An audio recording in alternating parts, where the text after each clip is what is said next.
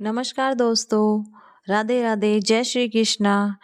मैं आप सबका स्वागत करती हूँ मेरे एक और नए व्लॉग में।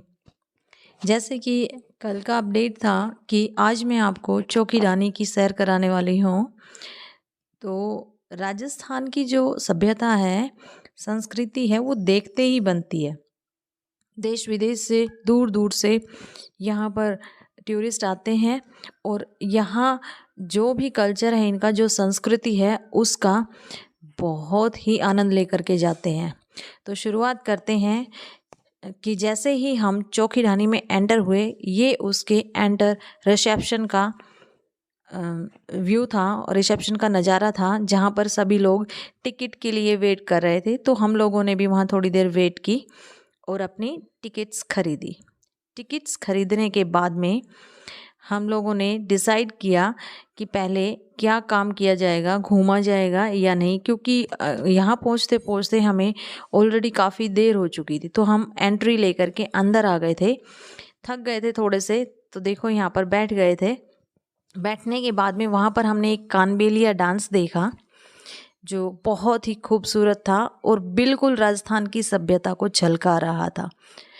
फिर उसके बाद में हम लोग गए, उसके बाद हम लोग एक ऐसी जगह पर गए जहाँ अलग अलग राज्य की संस्कृतियों को दिखाया गया था। तो एंट्री लेने के बाद सबसे पहले हम गए गुजरात हाउस में। यहाँ पर देख सकते हैं आप कि एक औरत बैठी हुई थी और उसके साथ कुछ अलग अलग टाइप के, पुराने टाइप के रसोई के बर्तन और कुछ ऐसी चीज़ें रखी हुई थी, जो ये दिखा रही थी कि पुराने समय में रसोइयाँ कैसी होती थी।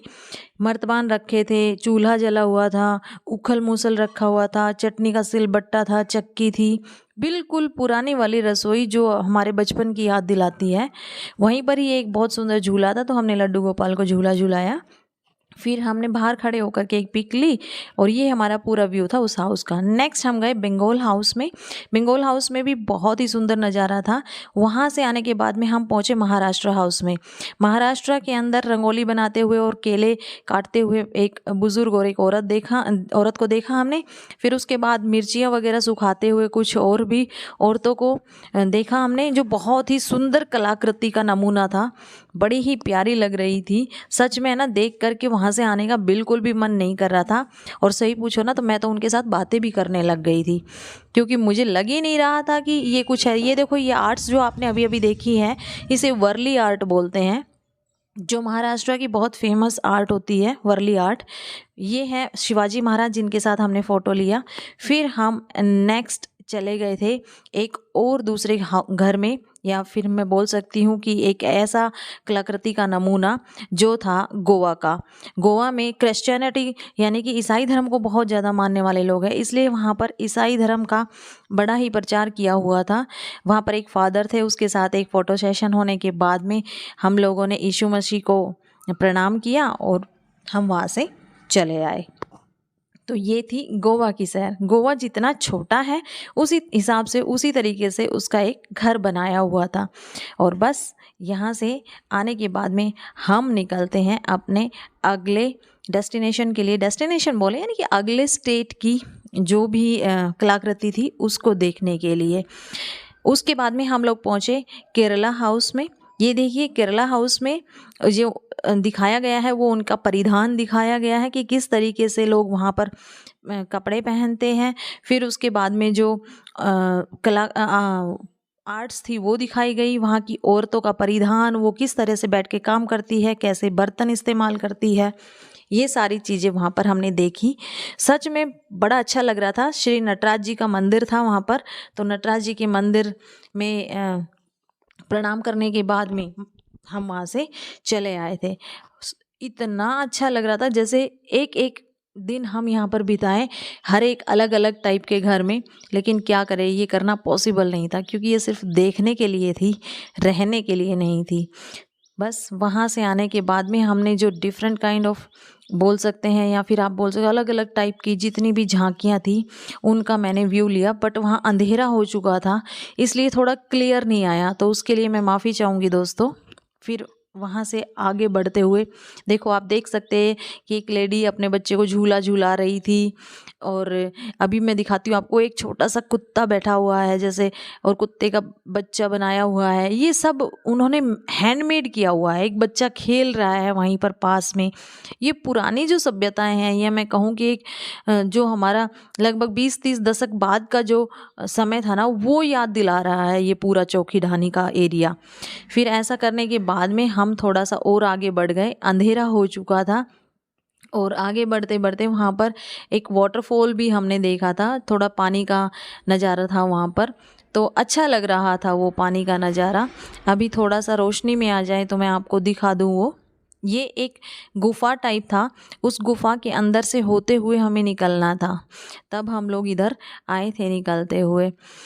दोस्तों, आपसे मेरी रिक्वेस्ट है, अगर आपको मेरे ऐसे व्लॉग्स पसंद आते हैं और अच्छे लगते हैं तो प्लीज़ मेरे चैनल को शेयर करें, सब्सक्राइब करें और कमेंट करें। अगर आपको अच्छा लगे तो मुझे बताइएगा, ताकि मैं और भी ऐसे व्लॉग्स आप लोगों के लिए लेकर के आती रहूं। इससे मुझे एक मोटिवेशन मिलता है। हम गए वैष्णो माँ के मंदिर में, बट वहाँ पर वैष्णो माँ के मंदिर में एक दिक्कत थी कि मंदिर के पट बंद हो चुके थे, तो हम बस बाहर से ही दर्शन करके आ गए थे। फिर बाहर वाली गुफा में जब हम आए तो वहाँ पर ये एक मैन मेड ऋषि बनाए हुए थे। ये पता है कहाँ का नज़ारा है? ये है हल्दी घाटी के बाहर वाली गुफा का नज़ारा। वहाँ पर ये जो मैन मेड ऋषि थे ना, इसमें आवाज़ आ रही थी ओम की। फिर हम आगे बढ़े तो हल्दी घाटी की पूरी कहानी थी कि जैसे अभी दिखाया, धाई माँ जो थी, पन्ना माँ, उन्होंने अपने बेटे को लिटा दिया था उदय सिंह की जगह पर, और फिर जो बनवीर था उसने उसे काट दिया था।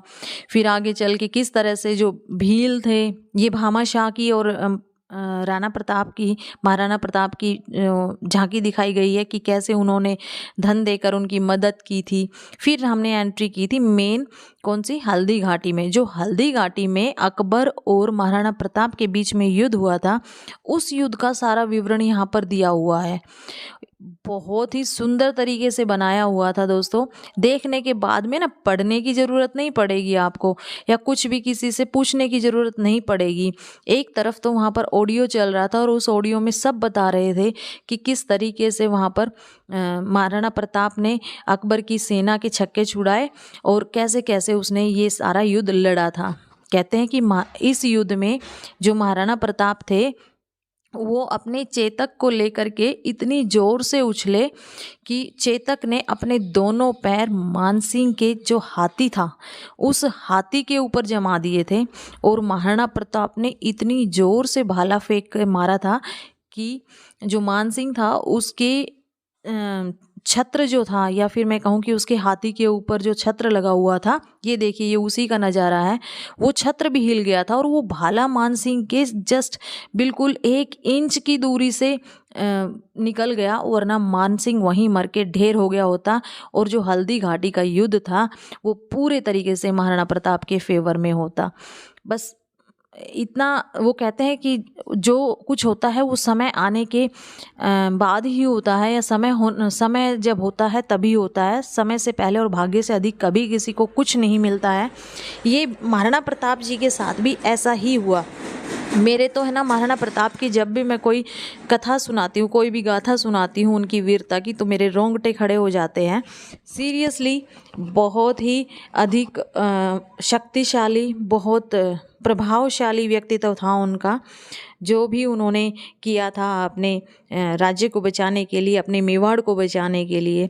फिर हम आए जौहर कुंड में। ये देखिए जौहर कुंड का एक नज़ारा था।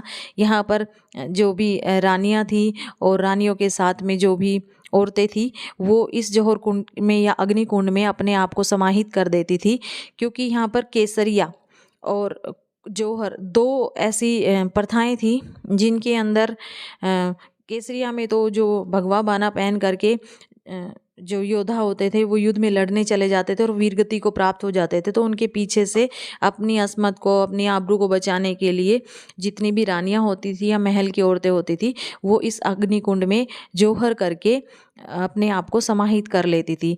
ये देखने के बाद में तो दोस्तों बस यूँ समझ लो कि आँखों से पानी तो आया नहीं और कसर रही नहीं। बड़ा ही अद्भुत नज़ारा था ये देखने के बाद में।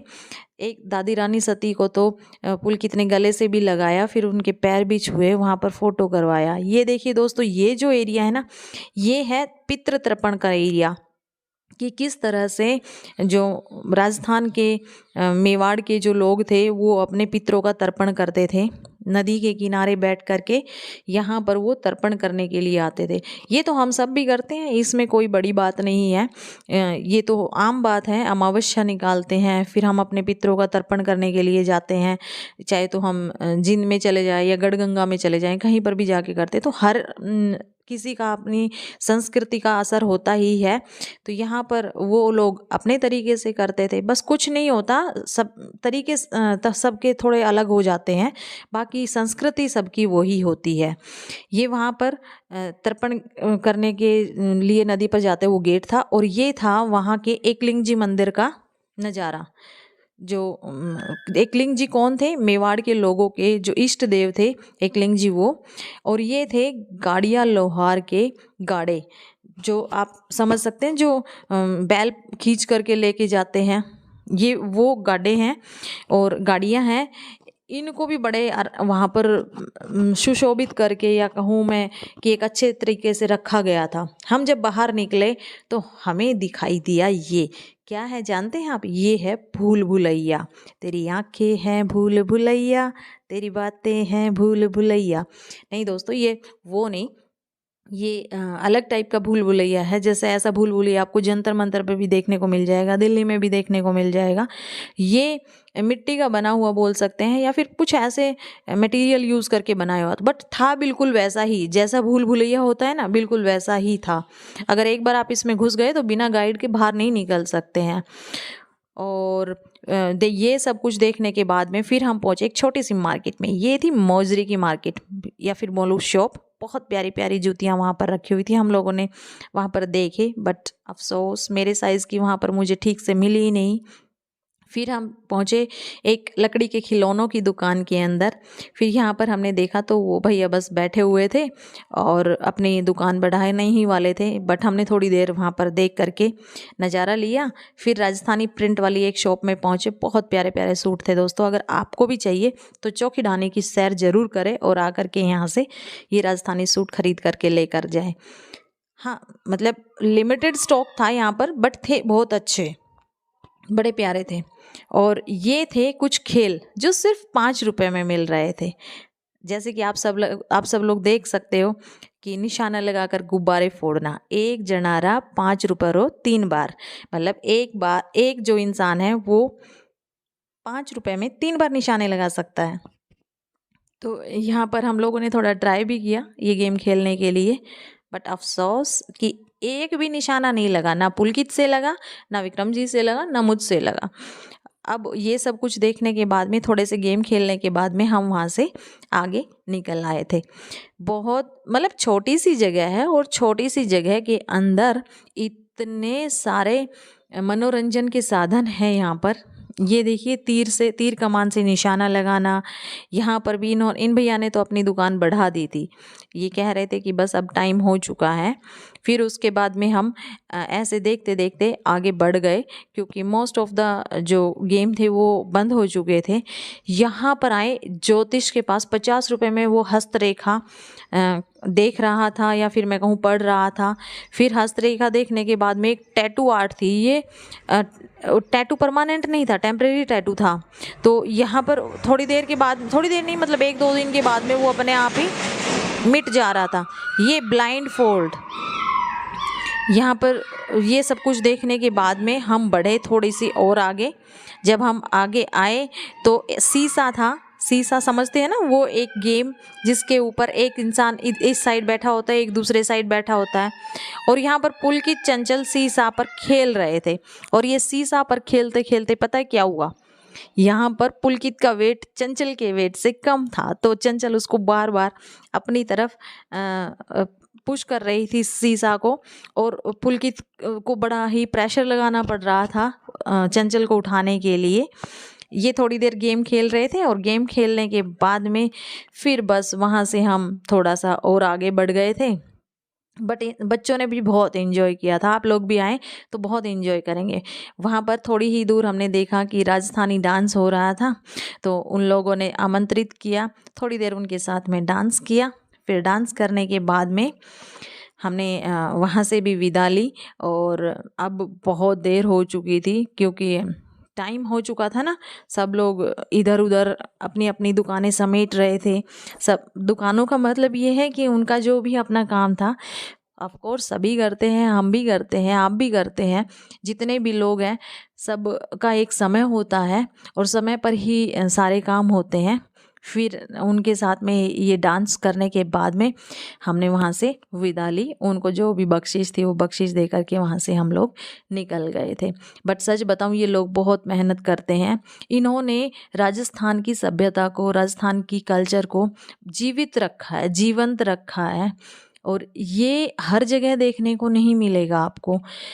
ऐसा नज़ारा आपको सिर्फ चौखीढानी में ही देखने को मिलेगा, या मैं कहूँ कि राजस्थान के ऐसे एरियाज़ में जहाँ पर इन सभ्यताओं को अभी भी लोग जीवित रखने की कोशिश कर रहे हैं, जीवंत रखने की कोशिश कर रहे हैं, ये वहाँ पर ही आपको देखने को मिलेगा।